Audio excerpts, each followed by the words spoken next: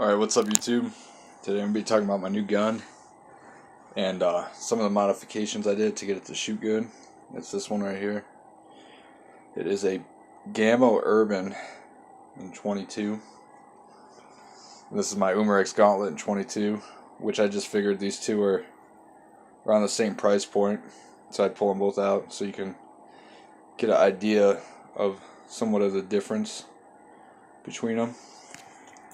I was going to talk about this a little bit. So, I just got this probably a week ago. I traded for it. I traded a Marauder pistol for it. And I just got to shooting it today. And, that's my, sorry about that, that's my driveway alert. But, when I started shooting it, it was shooting at 25 yards, probably 10 foot low. And I could not, there was not enough adjustments on the scope to get it to 0. You know, to get it to shoot correctly. So I figured I'd try to shim the scope. But I looked into it just for the hell of it, read online about it, and turns out it was the barrel band. And a lot of other people had this problem. The barrel band sits here, and this is what's left of it. Sits right here, and it was pulling down so much on the barrel that at 25 yards, and these are low mounts too, so it should be somewhat close, you know. But at 25 yards, they're shooting 10 foot low. So all I did was I cut that off. When I did, I heard a lot of pop, and that was the barrel going back up. And ever since then, it's been great. And yeah, like I said, I read online, a lot of other people had that problem. I just took the band completely off, but I could. Shit. Try to get this on.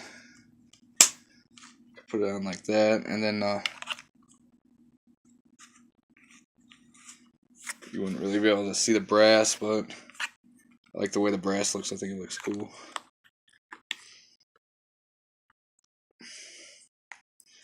Damn.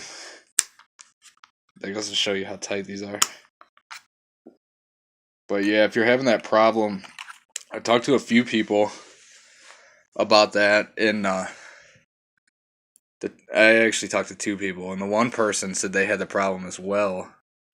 And what they did was they loosened the barrel and took the O-ring, loosened the barrel band and took the O-ring out, because there's an O-ring sitting under there, which I left on here just to show you. It's right here, as you can see. So they took that out, and that made it good, but in my case that didn't work, so I just had to completely remove it. And then the other guy I talked to said he didn't have a problem at all. So I guess it's kind of hit or miss with that. But either way, if you take it off, it don't hurt nothing. You could bang this around. You could rest the muzzle while you're shooting, and it's not going to really affect the point of impact because this barrel is so damn thick. You know. But, so that's that. Also, the scope I got in here is the Leapers Bug Buster, which I actually really like for this gun. I thought it was like great. It's real nice and compact. Can't really see. There's the box. So that's the scope I got. And yeah, this is also, it's made by BSA in the United Kingdom. It says Gamo on it, but it's basically a BSA, I think it's called the Bucketeer. That's what it's called. And if I remember correctly, the Bucketeer doesn't have a barrel band. So there's that. And then so here's the pellets I was shooting. I didn't actually try these, but I was shooting the RWS Superdomes at first, and they shot like a shotgun. I'm talking my group at 30 yards was probably as big as this whole tin, just all over, wouldn't group well.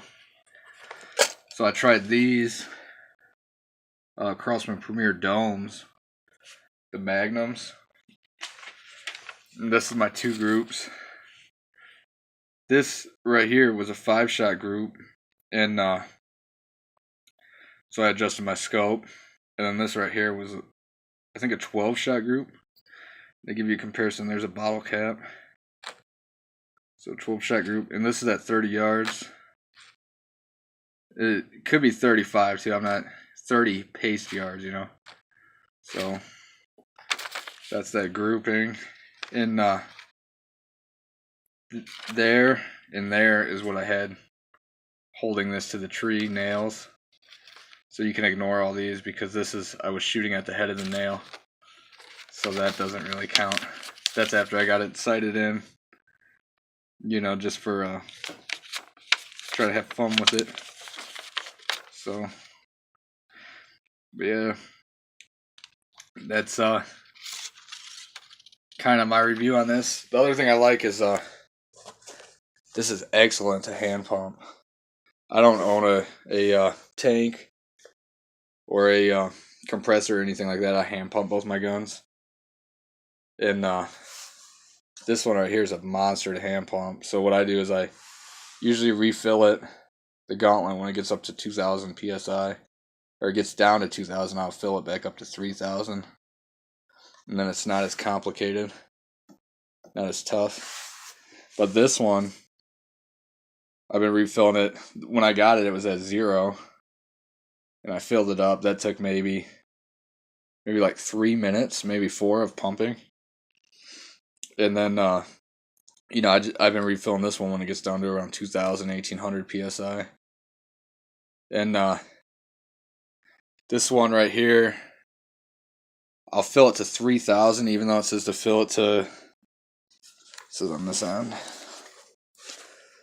says to fill it to 3,365. I just fill it to 3,000, and I've been shooting 2 10-round mags and then just topping off. In those 20 shots, you know, I don't see really any loss in velocity or any, you know, bullet drop or anything like that. So, if you want to be more technical, you know, you can watch other reviews or like look it up. But I don't get paid by any of these companies, so I'm just telling you what I think. It was like a consumer who actually, you know, isn't being paid to say this is awesome. But yeah, that's pretty much that on the fill. The shroud or silencer, whatever the hell you want to call it, on here is pretty nice. It's a lot quieter than the Gauntlet with no shroud, but it's a lot louder than a Marauder pistol. Not a lot louder, but not too bad. I shoot in this room out that window, and it's not very loud. You know, other people in the house can't. Well, I'm sure they could hear it, but they don't get bothered. So, you know, there's that. And then, last thing about this gun is the magazine, which is very expensive. These mags are, I looked online, they're around $50 a piece, which I don't really like. They're 10 rounds. I've had no issues at all with them.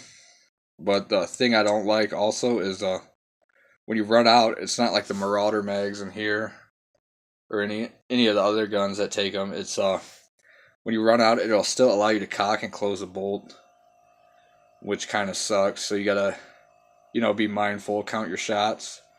Or there's also a white dot you can look for when you're getting ready to run out. It'll show up. I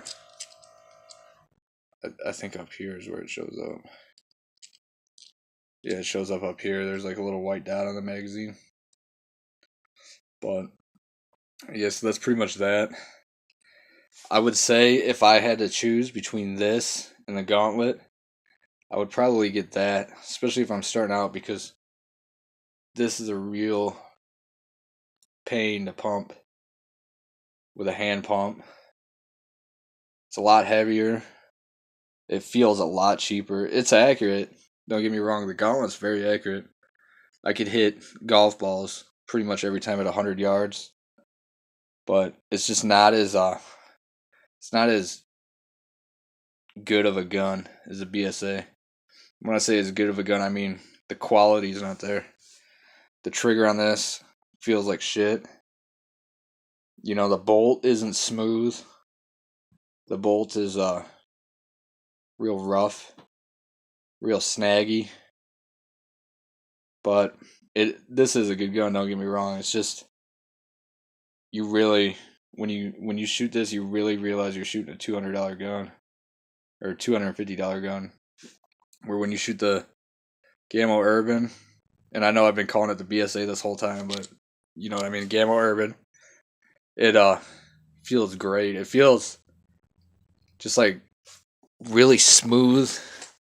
You know, you can tell this gun was made with quality in mind.